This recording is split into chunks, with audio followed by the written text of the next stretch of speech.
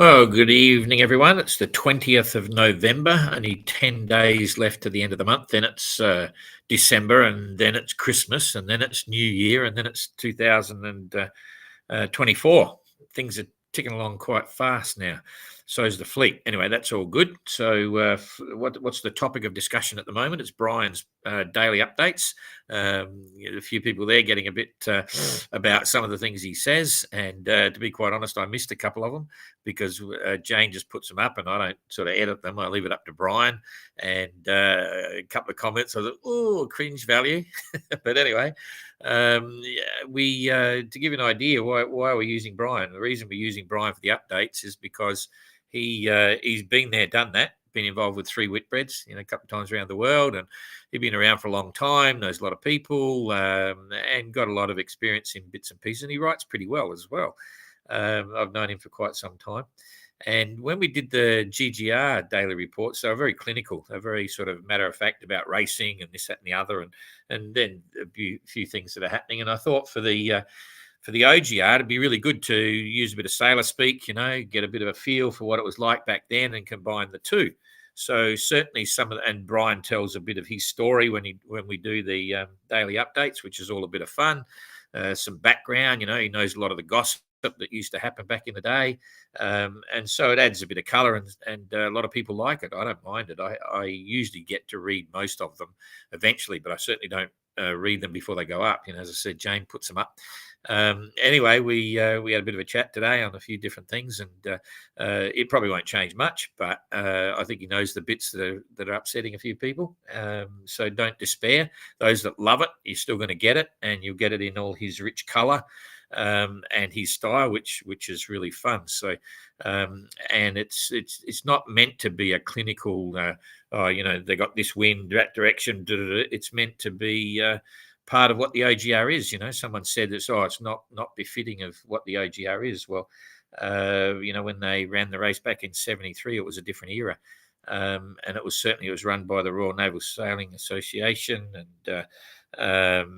we're a different breed, I suppose. It's a bit of fun, but anyway, we're listening to what people are saying, and it might get a little bit more subtle, but it'll still have lots of colour, so don't worry about that. And we try to give the technical stuff in these updates, the tracker update, not huge technical about performance and bits and pieces, but there's speeds and there's positions and there's rankings and all those sorts of things. And we look a little bit at the weather. Although I've got to say, the weather in the last, we've been out there for 15 days now. Is that right? 15 days. It's been pretty benign, really. There's not been a lot to talk about the weather in some ways. I was saying during the Atlantic leg, wait until you get the Southern Ocean. There'll be lots going on, and it's all happening.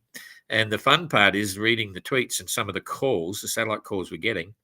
The sailors themselves are starting to it's like this new awakening. They're starting to understand, and they're starting to interpret the weather using their barographs and their barometers and looking at the wind direction and working out where the center will be by the wind direction. And it's a whole new experience, and that's what the OGR is. Some of the boats are sort of not panicking, but saying, we still don't have any weather. We don't have any weather. But in the good old days and in the day, there's a popular misconception here.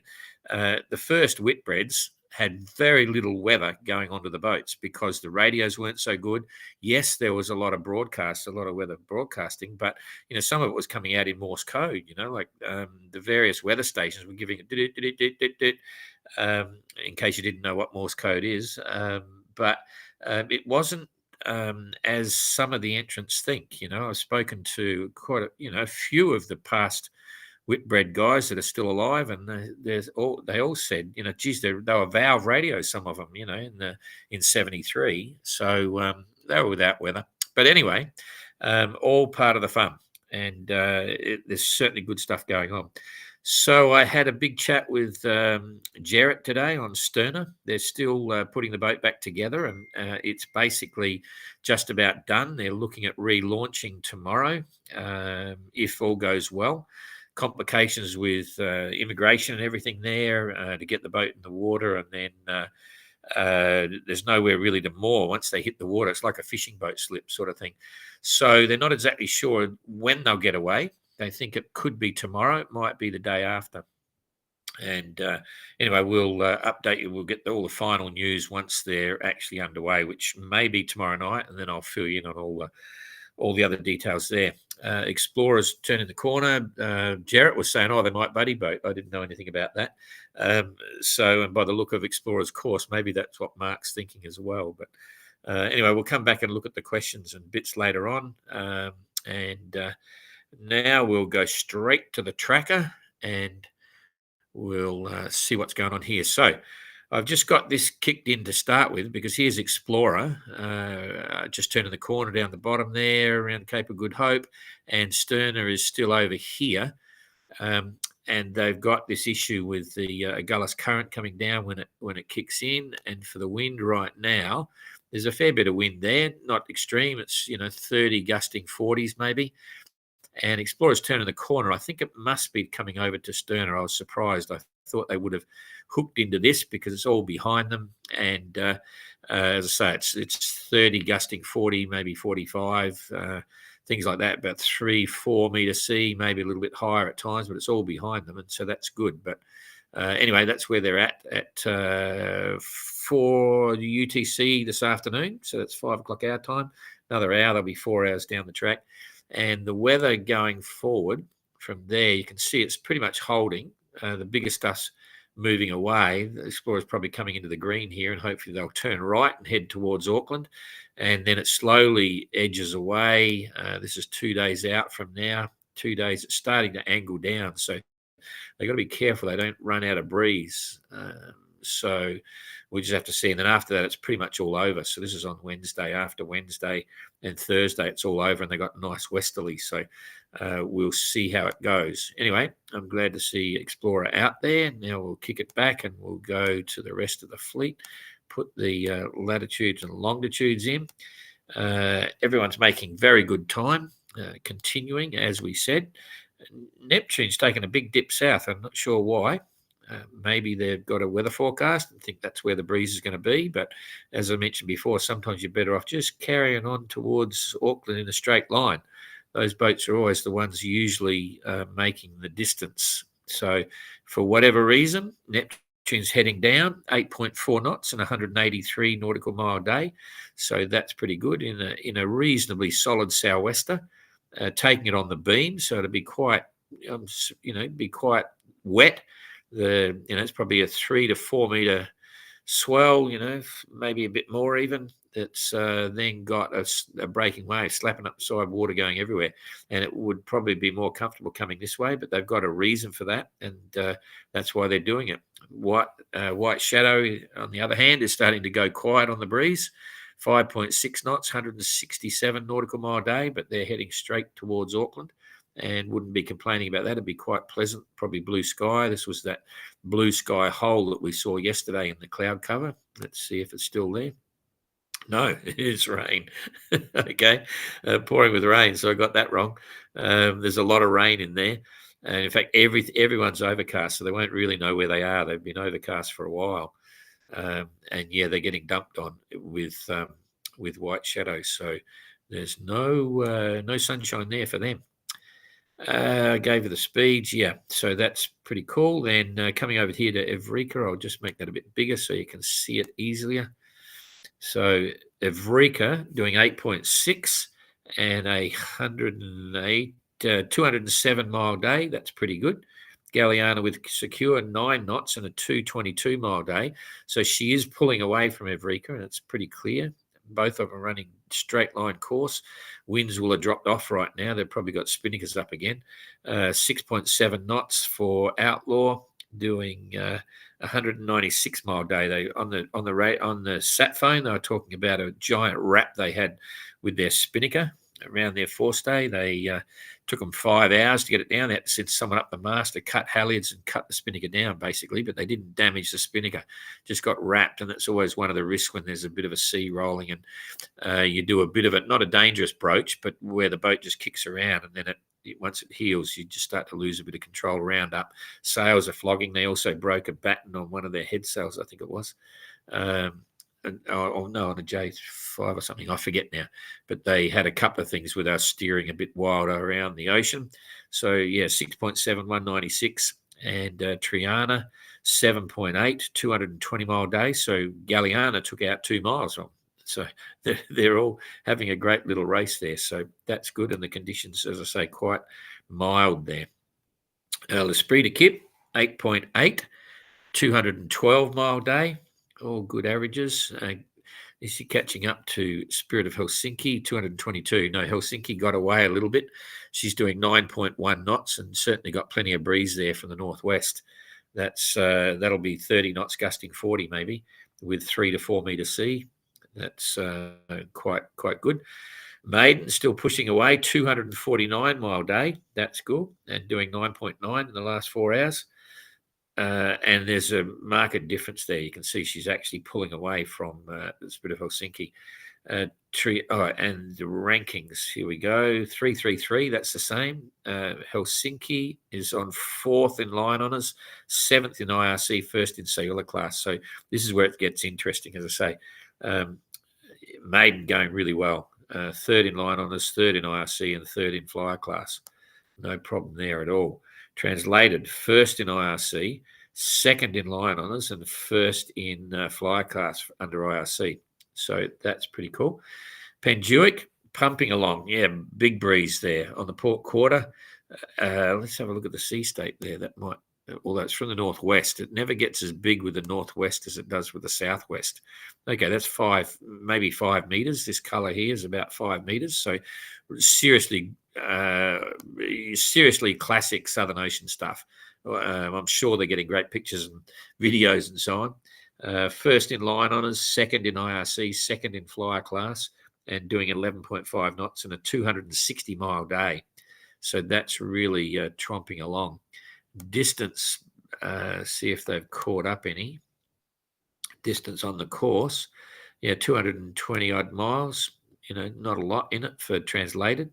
So that's pretty cool. And then back to Maiden, you've got 115 Maiden behind them, and then back to Helsinki, you've got 115 again, and then back to L'Esprit de Keep, another 88.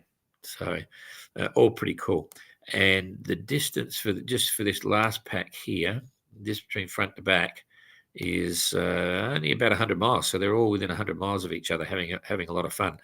And if we go right to the tail end here, not that Neptune's the very last, but just to show you the split, there's 1,086 miles. So it's certainly spread out over quite a distance, but not too bad.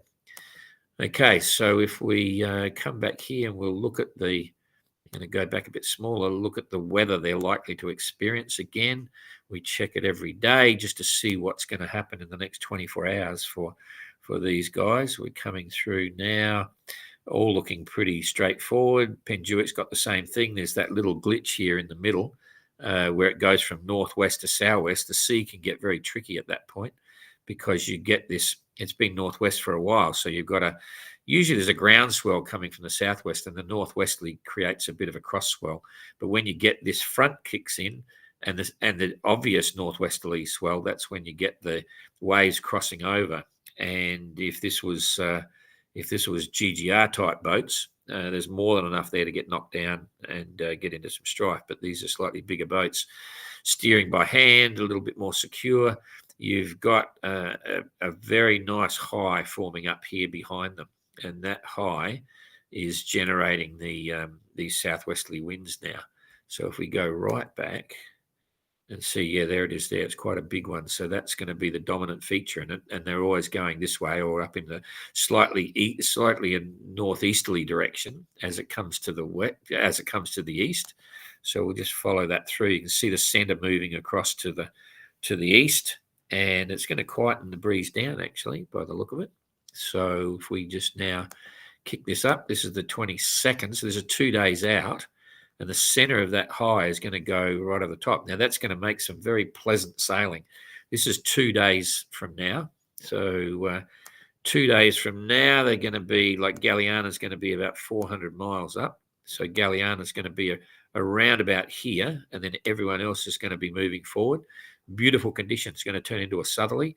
temperatures are going to drop a little bit when this happens. You bring the cold air up from Antarctica, so they'll notice the temperature's dropping down, but the sailing is still fantastic. Everyone's going to, if Gallana's up here, everyone's sailing in this, which is outrageously good. It's crazy. So they'll be having a great time with that lot. So there's 2 days. I'll just kick it back a bit and we'll see what 3 days look like, because they've got all this stuff coming from behind, but the fleet will be moving forward quite a bit. So this is the next day. Okay, so there's the third day. And yeah, some of them might bog down here. They certainly don't want to be up high, because if you're up here, you've got headwinds coming. So, but they're having to push up over this waypoint here. So Marie will be, let's see what Marie's going to be. This is 3 days, 600 miles. She'll be over the hump. Oh, not quite. So Marie's going to be up around here somewhere when this is happening. And that means the others behind might get bogged down a little bit with this. So 3 days out, a little bit less wind. They're going to miss all this. Let's see if it's going to sweep over the fleet. Those strong northwesterlies, it might catch up with them, but the high would distort for sure. Yeah, it's going down low, so that's fantastic. However, look at this, boom, boom. So this is the 25th, and they've got to be above this one, so it's going to get interesting from there. But the amazing part for me is that in 5 days' time, they're going to be underneath Australia, and there hasn't been, touch wood, hasn't been what I call a big Southern Ocean storm yet, which is amazing. So I'd say if they're getting forecast, when they get over this lot here, they're going to dip down hard, get down to the 50s if they're getting forecast, and keep going. Otherwise, they're going to have this lot. But that's not too bad. So I'm pushing it out too far now. It's unreliable when you go 5 days out, and it's a bit hard to comprehend if you're listening to my explanation of all that. So we'll just have a quick peek at the IRC leaderboard and just see what's happening here. Coming up there. Line honours, you saw what was happening there with line honours. So IRC, between Translated and Pendick, only about 5, 6, 7 hours in it. So Pendick's about 7 hours on IRC behind Translated. And Maiden is basically nearly 2 days behind still. So holding well in third position, but there's a big jump there. It's going to be hard for him to catch up to Pendick. And Triana's doing pretty well. She's only less than a day, 3/4 of a day behind that. Gallana was secure another day behind that. So all in all, pretty good. I think that's about it for tonight. I'll come back here and just have a look at the comments and see what's happening. Everyone's still here. We're getting a couple of thousand people watching what goes on the tracker, which is okay. We've still got people on YouTube as well. So you put them together and you get some impressive numbers. If you haven't subscribed to YouTube, please do. And if you haven't liked the OGR Facebook page, please do. That helps us to show people are actually there. John, I'm loving Brian Hancock's update. They're roaring on us. Yeah, absolutely. So I love Brian's writing. It's a bit of fun. I agree. Hi, Don from Southampton. You're all doing a fab job. Don't change any of you. Thanks for that. Well, look, it's only sometimes there's the victims, and sometimes the victims are an absolute minority, but we still listen. I always listen. People think that I'm really stubborn sometimes, and I never change anything, but I actually do, and I do listen, and we try to, do the right thing. Tara, hi from Southampton. You're all doing a fab job. Okay, Pat Lewis. Hopefully 2026 we'll have similar weather in the Indian. Yeah, you've seen it all, Pat. That was quite amazing last year. And I've got to say, I shouldn't talk about it, touch wood, but it's fantastic transit of the Southern Ocean so far. It's really amazing. In fact, talking to some of the guys, David Scott Cowper, who's a friend of mine, I've had numerous discussions with him, and he goes back a long way, back to the 80s. He did solo beating Chichester's record. He went the other way, beating Che Bly's record. He's been down there in powerboats, around the world powerboating records, and he's saying it just used to be a lot softer than it is now back in the day. And I know that for a fact because when did 20 seasons in Antarctica back and forwards across the Southern Ocean on ships, sometimes 4 times, 5 times in a season. and we had weather specialists on board, and we were paying for satellite images and all sorts of things. And all the experts are quite clearly saying that it's a lot windier now. I mean, you just got to Google it and you can see it. But it's surprising, this one that I'm seeing with the pressure systems. So we're just not seeing a lot of highs, a lot of low pressures coming off the Antarctic coast, which is where they're born. So it's kind of good. Brian, fancy Brian being there. I've been talking a bit of beating over the last few days. That's life, as Don would say. Yeah, life, eh? Good job, Brian. Thanks, mate. Of course, we've got to be careful because we're just blokes saying all this, jeepers, and I got white hair and I got a beard. Anyway, that's life. Tara, looking like the guys are embracing the old ways. I wonder if they will stick to it after AGR. I don't know, but I know for a fact that some of them will be really enjoying it, not having to stare at computer screens. And this is exactly, some of the GGR entries, the highlight of the trip, which is psychologically demanding and physically grueling and stuff.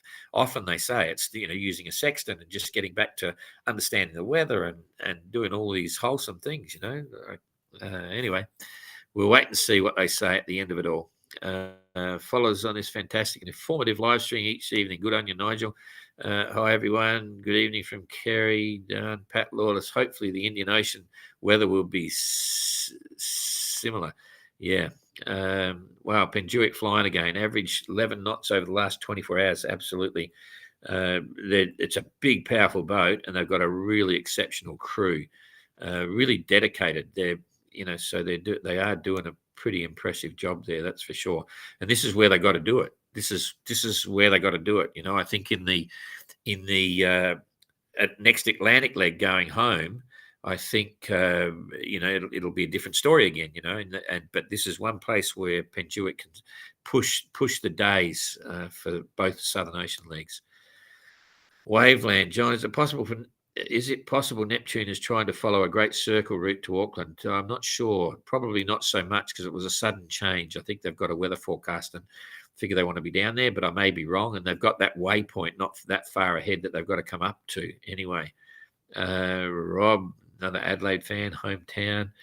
Annie, Don, when do you leave La Sabre to Auckland? Marie will be before you. She's flying. No, we actually leave Jane and I are out of here at the next week. We fly on the 28th. So we'll be there ahead of time. And hi from Chaos. Okay, that's it. So enough of me, and we'll see you all tomorrow. Thanks a lot. Bye-bye.